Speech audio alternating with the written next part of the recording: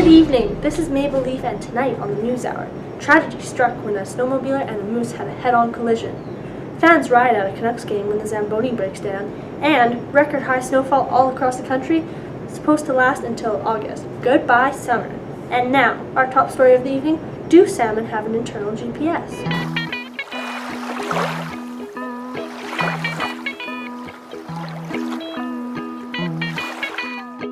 The inherent ability for salmon to conduct long-distance migrations, sometimes spanning thousands of kilometers, has baffled scientists for years.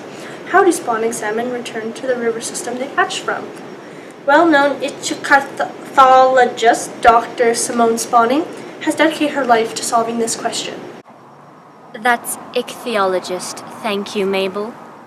Well, it's a well-known fact that salmon migrate their freshwater habitats via a chemical cue-based olfactory system. Little is known about the sensory mechanism in which salmon use for ocean migration. The nature of these animals make experimental evidence hard to obtain. However, I have devised an experiment to test my theory. Oh, I love experiments. Tell me more.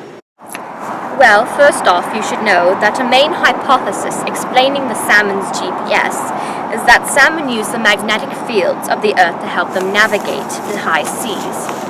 It has been proposed that salmon imprint on the magnetic fields of their natal areas and later use this information to direct their natal homing.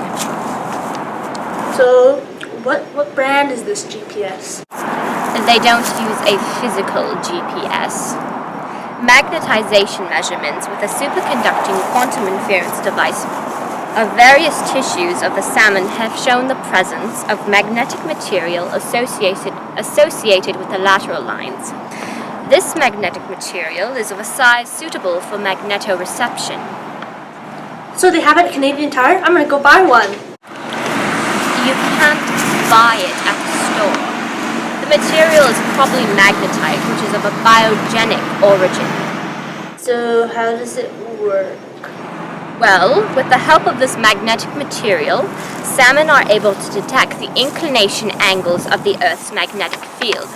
The Earth's magnetic field resembles the dipole of a giant bar magnet. Field lines leave the southern hemisphere and curve around the globe before re-entering in the northern hemisphere. At each location on the globe, the magnetic field lines intersect the Earth's surface at a specific angle of inclination. Thus, inclination angles vary with latitude. So what does this have to do with the salmon's GPS? If each inclination angle corresponds to a certain latitude, then the salmon can use this to determine whether it is north or south of a particular area. So, about this experiment you have. Well, initially I had fitted several salmon with a tag that generated an artificial magnetic field and modified the geomagnetic fields around the heads of the fish. However, there was no noticeable effect on the horizontal and vertical movements of the fish when the magnetic fields were modified. Oh, really? Why do you think that was?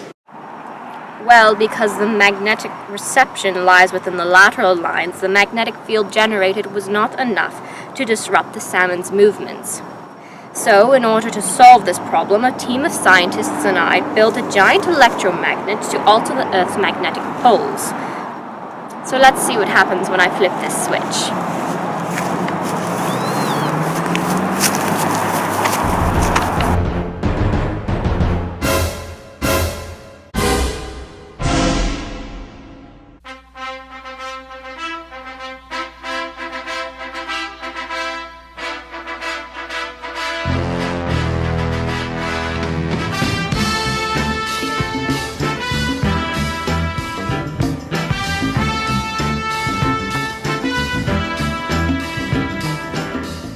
Later.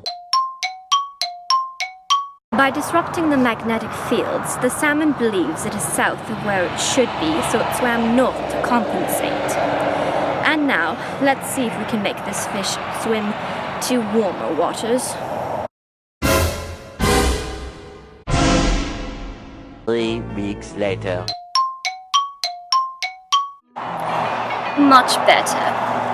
The Earth's magnetic fields are constantly shifting, so it makes sense that the salmon must alter its path if it's relying on magnetoreception to guide its way. That's you, Mabel. Now, where can a girl get a Mai Tai around here? Well, that includes our story on the salmon. Up next, Canuck Zamboni Run.